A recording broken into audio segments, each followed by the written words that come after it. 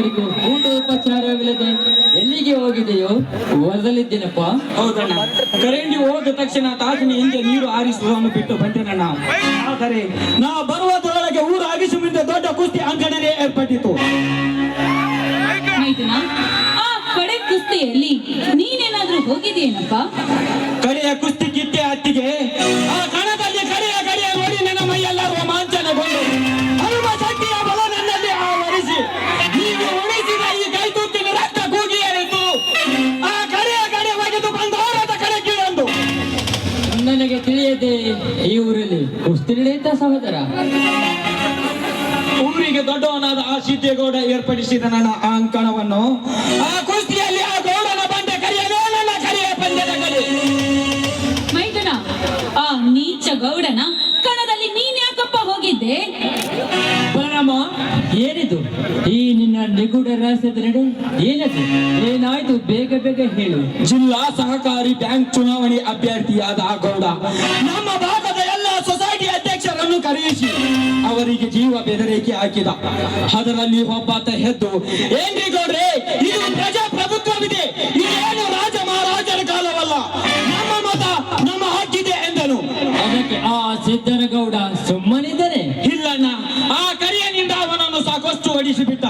ಅವನ ಮನೆತಕ್ಕೆ ಅಲ್ಲಿಂದ ಎಲ್ಲರೂ ಎದರಿ ಓಡಿ ಹೋದರು. ಅಲ್ಲಿ ನಿಂತಿದ್ದವನೇ ನಾನೊಬ್ಬನೇ ಮಾತ್ರ. ಮೈದುನ, ಆ ಕ್ರೂರಿಯ ಮುಂದೆ ನೀನ್ ಯಾಕಪ್ಪ ನಿಂತೆ? ಆತ ಕ್ರೂರಿಯಾದರೇನೋ, ಮಹಾರಾಜ ಕೌರವ ದುರ್ಯೋಧನಾದರೇನು. ಆತ ಗೌಡ ನನ್ನನ್ನು ನೋಡಿ ಮೀಸೆ ತಿರುವಿ ಏನೆಂದೆನೆಂದು ಗೊತ್ತಣ್ಣ? ಏನೆಲ್ಲ ಅರಂಕೋರ್ ರಾಮಲಿಂಗನ ತಮರ ನೇಡಿ ನೀನು ನಿಂತೇನಲ್ಲ ನನ್ನ ಕರಿಯನ್ನು ಹೊಡೆಯಕ್ಕೆ. ಗಂಡಸೆ ನೀನಾಗಿದ್ದರೆ, ನಿಮ್ಮ ಅಪ್ಪಗ ಹುಟ್ಟಿದ ಮಗ ನೀನಾಗಿದ್ದರೆ ಬರಲೇ ಬಂದು ಕುಸ್ತಿಯಾರಲೇ ನನ್ನ ಕರಿಯನ್ನು ಕೂಡ ಅಂತ. ಮೈದುನ, ನೀನು ಕೂಡ ನಾನು ನಮ್ಮ ಅಪ್ಪನಿಗೆ ಹುಟ್ಟಿದ ಮಗ ಕಣೋ. ಮೀಸೆ ತಿರುಗಿ ಅವನಿಗೆ ಸೆಡ್ಡು ಹೊಡಿಬೇಕಾಗಿತ್ತು. ಸೆಡ್ಡು ಹೊಡೆಯುವುದೇನು ಹೊತ್ತಿಗೆ? ಆ ಕ್ಷಣನೇ ನಾನು ಪ್ರತಿ ಮೀಸ ತಿರುವಿ ಅಪ್ಪಗ ಹುಟ್ಟಿದ ಮಗ ನಾನಲೇ ಎಂದವನೇ. ಆ ಕರಿಯ ನನ್ನ ಎತ್ತು 10 ಸುತ್ತ ಹಾಕಿ ಎತ್ತಿ ಆ ಗೌಡನ ಪಾದದ ಮುಂದೆ ಒಗೆದ ಎದೆ ಮೇಲೆ ಕಾಲಿಟ್ಟು ಕೇಕೆ ಹೊಡೆದು ಬಿಟ್ಟೆ ನಮ್ಮ ಆ ಗೌಡನ ಮುಂದೆ. ಆವಾಗ ಈ ರೈತನ ಗುಡುಗಿಗೆ ಆ ಧನಿಕನ ಎದೆ ನಡಿಗೆ ಹೋಯಿತು. ಇದನ್ನು ಕೇಳಿ ನನಗೇನು ಭಯವಾಗುತ್ತಿದೆ ಸಹೋದರ. ಸ್ವಾಮಿ, ನಿಮಗೇಕೆ ಭಯ?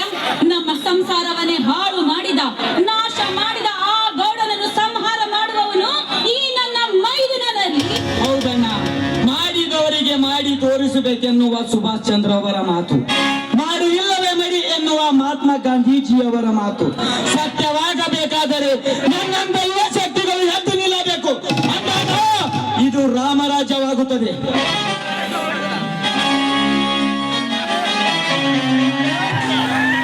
ಅಣ್ಣನ ಮಾತಿನಲ್ಲಿ ಸತ್ಯಾಂಶಿದೆ ಅಣ್ಣ.